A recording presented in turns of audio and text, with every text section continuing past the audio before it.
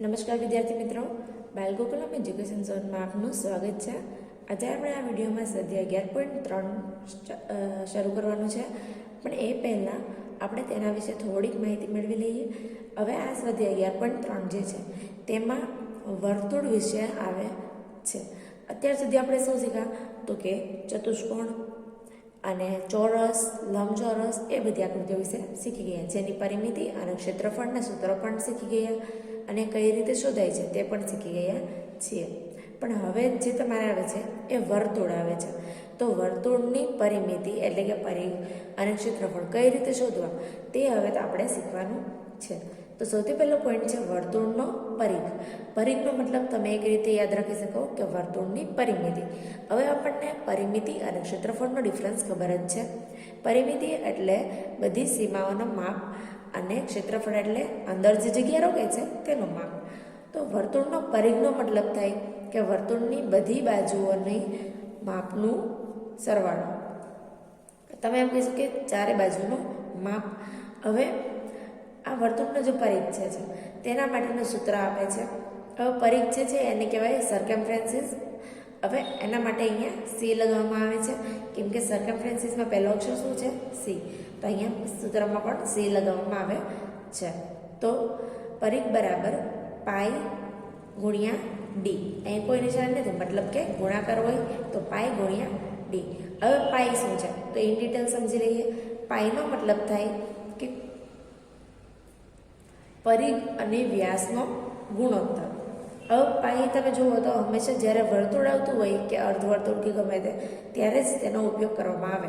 હવે પાઈનો મતલબ થાય છે કે પરિઘ અને વ્યાસનો ગુણોત્તર. હવે આપણે ગુણોત્તર વિશે શીખી ગયા છીએ. ગુણોત્તર એટલે એકબીજાની સાપેક્ષમાં આવતું પ્રમાણ એટલે માપ. હવે પરિઘ જે છે, પાઈ જે છે તે પરિઘ અને વ્યાસનો ગુણોત્તર બતાવે છે, જેનું માપ આપણે હંમેશા 22/7 લેવાનું હોય છે. એટલે કે જો તમારો પરિઘ 22 હોય તો તમારો વ્યાસ 7 સેમી હોય, અને 7 હોય વ્યાસ તો તમારો પરિઘ 22 સેમી આવે. હવે તો આ જે છે એ પાઈની કિંમત એક આમ કહીએ તો નક્કી કરેલી છે, ફિક્સ છે. તમે કોઈ પણ આને રિલેટેડ માપ લ્યો એટલે તમને આ જ રીતનું માપ મળશે. એટલે આનો જવાબ તો આપણે જોઈએ 22/7 ભાગ કરીએ એટલે 3.14 ને એ રીતે કંઈક લાંબો આવશે. પોઈન્ટ પછી ઘણા બધા ડિજિટ આવશે, પણ આપણે મેઇનલી 3.14 એ જ ધારવાનો હોય, અથવા તો 22/7. તો આ બંને જે છે એ પાઈની કિંમત છે. હવે આ પાઈ ગુણ્યા ડી. હવે ડી શું છે તો ડી એટલે વ્યાસ. હવે આપણે પહેલાં વ્યાસ અને ત્રિજ્યા શું છે એ સમજી લઈએ. તો કોઈ પણ વર્તુળ હોય એનું એક કેન્દ્ર બિંદુ હોય. હવે કેન્દ્ર બિંદુ હોય જ નહીં તો વર્તુળ બને નહીં. તો કેન્દ્ર બિંદુ હોય તેમાંથી એકદમ વચ્ચેથી પસાર થતી બે બાજુઓને જોડતી વર્તુળને સામે સામે જ્યારે જોડતી એક રેખા હોય તો તેને કહેવાય વ્યાસ. એટલે એકદમ સેન્ટ્રલનું વચ્ચેનું માપ એને કહેવાય વ્યાસ. હવે આ માપનું અડધું એટલે કે અહીંયાથી લઈને એટલે સુધીનું તેને કહેવાય ત્રિજ્યા. કોઈ વર્તુળ છે આ રીતે, તેના બે અડધા ભાગ કરીએ તો એની જે વચ્ચે રેખા પસાર થાય છે તેને વ્યાસ કહેવાય છે, અને કેન્દ્ર બિંદુથી લઈને કોઈ પણ એક બાજુ સુધીનું માપ અડધું એને કહેવાય ત્રિજ્યા. હવે એવું કંઈ જરૂરી નથી કે ત્રિજ્યા અહીંયા જ હોય કે વ્યાસ અહીંયા જ હોય તો જ માપ સરખું હોય, એવું નથી. વ્યાસ ગમે તે જગ્યાએ હોય પણ તેનું માપ સરખું જ રહે, અને ત્રિજ્યા પણ કોઈ પણ જગ્યાએ હોય આવી રીતે તો તેનું માપ સરખું જ રહે. હવે આ જે છે પાઈ ગુણ્યા ડી, તો એનાથી આપણને વર્તુળનો પરિઘ એટલે કે તેની ચારે બાજુઓનું માપ મળે છે. અથવા તો તેનું એક બીજું સૂત્ર છે સી બરાબર 2πr. હવે આ 2πr કઈ રીતે આવે છે તો આ તમે અહીંયા જોવો છો પાઈ ગુણ્યા ડી, તો તેનો જ 2πr બને છે. કઈ રીતે? ડી એ વ્યાસ છે.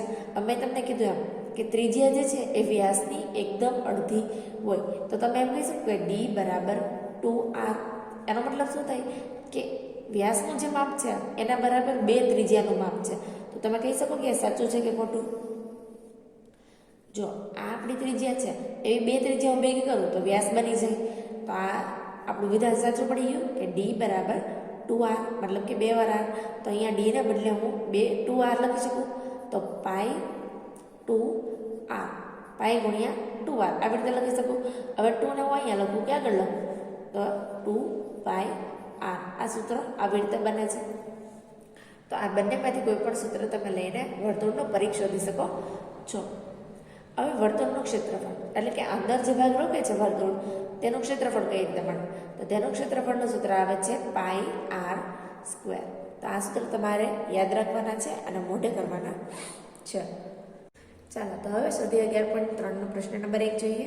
પ્રશ્ન 3માં તમને કહે છે વર્તુળની ત્રિજ્યા આપેલી છે. એટલે કોઈ વર્તુળ છે તેને ત્રિજ્યાનું માપ આપણને આપી દીધું છે. વર્તુળની ત્રિજ્યા આપણે આગળ સમજી ગયા. કોઈ વર્તુળ હોય તેને કેન્દ્ર બિંદુથી લઈને આટલું જે માપ છે અડધું તે કહેવાય ત્રિજ્યા. તો એનું માપ આપણને આપી દીધું છે. તેના પરથી વર્તુળનો પરિઘ શોધો એટલે કે તેની પરિમિતિ શોધો. તમને કૌંસમાં કહે છે પાઈ બરાબર 22/7 લો. હવે પ્રશ્ન 1 છે તેમાં 3 અલગ અલગ આપેલા છે. તેમાં પહેલું છે એ, તેમાં આપણને ત્રિજ્યાનું માપ આપેલું છે 14 સેમી. તો 14 સેમી ત્રિજ્યા હોય તેવા વર્તુળનું પરિઘનું માપ શોધવાનું છે. હવે વર્તુળનો પરિઘ એટલે કે તેના માટે આપણે સી લેતા હતા, તેનું સૂત્ર છે પાઈ ડી અથવા તો 2 પાઈ r. બરાબર, આ ગમે એક સૂત્ર લઈ શકો. હવે આપણને એ ત્રિજ્યા આપે છે તો આપણે 2 પાઈ r વાળું સૂત્ર લઈએ. r બરાબર ત્રિજ્યા થાય. r નો મતલબ થાય રેડિયસ એટલે ત્રિજ્યા. તો અહીંયા આપણે કિંમત મૂકીએ. આપણને કીધું છે પાઈની કિંમત આપણે શું લેવાની છે 22/7. તો પાઈની કિંમત લઈએ 2 પાઈ r સૂત્રમાં 2 ગુણ્યા પાઈની કિંમત આવે 22/7 ગુણ્યા r એટલે ત્રિજ્યાનું માપ આપેલું છે આપણને 14. તો અહીંયા 14. હવે અહીંયા છેદ ઉડાડી દઈએ. 7 દુ 14. હવે આ ત્રણેયનો ગુણાકાર કરીએ. 22 દુ 44, 44 દુ 88. તો 88 સેમી. આ જે માપ મળે છે એ વર્તુળનું પરિઘ છે એટલે કે તેની પરિમિતિ છે. હવે એ જ રીતે બીજો દાખલો આપે છે બી, જેમાં 28 મીમી એટલે કે મિલીમીટર એ આપણને વર્તુળની ત્રિજ્યા આપેલી છે. તો હવે એ જ વર્તુળની ત્રિજ્યા પરથી આપણે પરિઘ શોધવું હોય તો આપણે લખી શકીએ સી બરાબર 2 પાઈ r. તો 2 ગુણ્યા પાઈની કિંમત 22/7 ગુણ્યા r. r અહીંયા આપણને આપે છે 28. છેદ ઉડાડીએ. 7 ચોક 28. હવે 4 દુ 8. 22 ગુણ્યા 8 કરીએ એટલે 176 મિલીમીટર. તો 176 મિલીમીટરનું આપણને વર્તુળનું પરિઘ મળે છે. હવે આ જ રીતનો જે સી દાખલો છે 21 સેમી વાળો એ તમારે હોમવર્કમાં કરવાનો છે. ચાલો તો હવે પ્રશ્ન નંબર 2 જોઈએ. પ્રશ્ન નંબર 2માં આપણે વર્તુળનું ક્ષેત્રફળ શોધવાનું છે. તો વર્તુળના ક્ષેત્રફળનું સૂત્ર આપણે આગળ જોઈ લીધું પાઈ r સ્ક્વેર. તો આ સૂત્ર મૂકીને આપણે અહીંયા દાખલા ગણવાના છે. તેમાં એ આપે છે, તેમાં ત્રિજ્યા તમને માપ આપેલું છે 14 મિલીમીટર અને તમને કહે છે કે પાઈની કિંમત જે છે એ 22/7 લેવાની છે. હવે બધા દાખલામાં તમારે 22/7 જ લેવાની રહેશે. હવે અહીંયા વર્તુળના ક્ષેત્રફળનું સૂત્ર મૂકી દઈએ.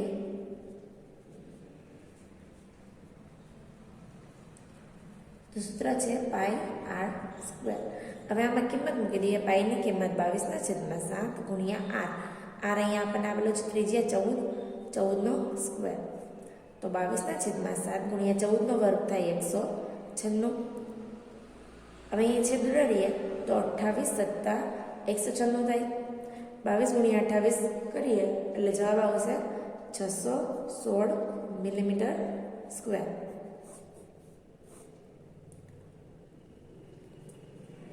હવે બી નંબરનો જે દાખલો છે તેમાં તમને આપે છે વ્યાસ કેટલો છે 49 મીટર.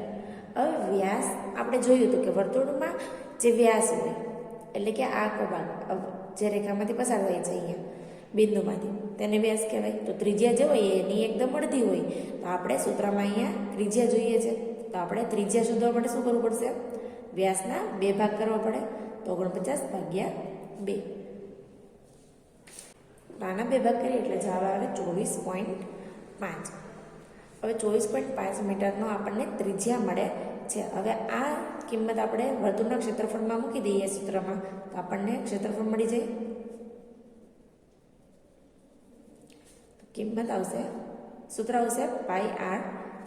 કિંમત મૂકી દઈએ. પાઈની કિંમત આવે 22/7 ગુણ્યા r. r આપણને આવે છે 24.5. હવે 24.5 છે તેને આપણે લખી શકીએ 245/10.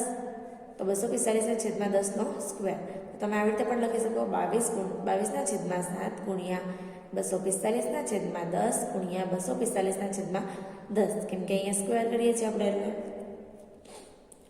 હવે આના છેદ દોડીએ તો 5 દુ 10, 49, 5 245. તો 5 5 કટ થઈ જાય.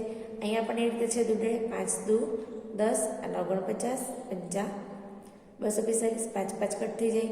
તો અહીંયા વધે છે 49, 27 49 થાય.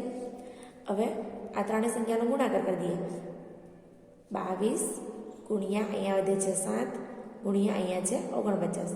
તો 49 છેદમાં અહીંયા કેટલા વધે છે 2 ગુણ્યા 2. તો આપણે ડાયરેક્ટ 4 લખી દઈએ. હવે આનો છેદ હજી ઉડી શકે કે 11 દુ 22 અને 2 દુ 4 આવી રીતે. હવે આનો ગુણાકાર કરીએ, ત્રણેયનો ગુણાકાર કરીએ તો જવાબ આવશે 3773 ભાગ્યા 2. હવે આના 2 ભાગ કરીએ એટલે જવાબ આવશે 1886.5 મીટર સ્ક્વેર. તો આ તમારો જવાબ છે વર્તુળનું ક્ષેત્રફળ. આ જ રીતનો જે આમાં ત્રીજો દાખલો છે એ તમારે હોમવર્કમાં કરવાનો છે. ચાલો તો હવે આપણે આજ માટેનું હોમવર્ક જોઈ લઈએ. આજના હોમવર્કમાં તમારે સ્વાધ્યાય 11.3નો પ્રશ્ન નંબર 1 તેનો સી નંબરનો દાખલો જેમાં આપેલું છે વર્તુળનો પરિઘ શોધો 21 સેન્ટીમીટર તે, અને પ્રશ્ન 2નો સી તેનો પણ સી નંબરનો જે દાખલો છે જેમાં ત્રિજ્યા તમને 5 સેમી આપે છે તે કરવાનો છે. પ્રશ્ન નંબર 3માં તમારે 14 સેમી ત્રિજ્યાના વર્તુળનો પરિઘ અને ક્ષેત્રફળ શોધવાનું છે. એટલે તમને ત્રિજ્યાનું માપ આપેલું છે તેના પરથી વર્તુળનો પરિઘ અને ક્ષેત્રફળનો સૂત્ર મૂકીને પરિઘ અને ક્ષેત્રફળ શોધવાનો છે. પ્રશ્ન નંબર 4 જે છે તેમાં તમારે પરિઘ શોધવાના છે વર્તુળ માટેના. એમાં પહેલો એ આપેલો છે ત્રિજ્યા 20 સેમી હોય, એટલે જે વર્તુળની ત્રિજ્યા 20 સેમી હોય તેનું પરિઘ શોધવાનું. પછી જે વર્તુળનો વ્યાસ 30 સેમી હોય તેનો પરિઘ શોધવાનો. અહીંયા ક્ષેત્રફળ શોધવામાં પણ એવી રીતે છે, જેની ત્રિજ્યા 10 સેમી હોય તેવા વર્તુળનું પહેલાં ક્ષેત્રફળ શોધવાનું.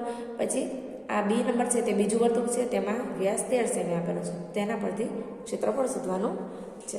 આજ માટે આટલું જ. આવજો.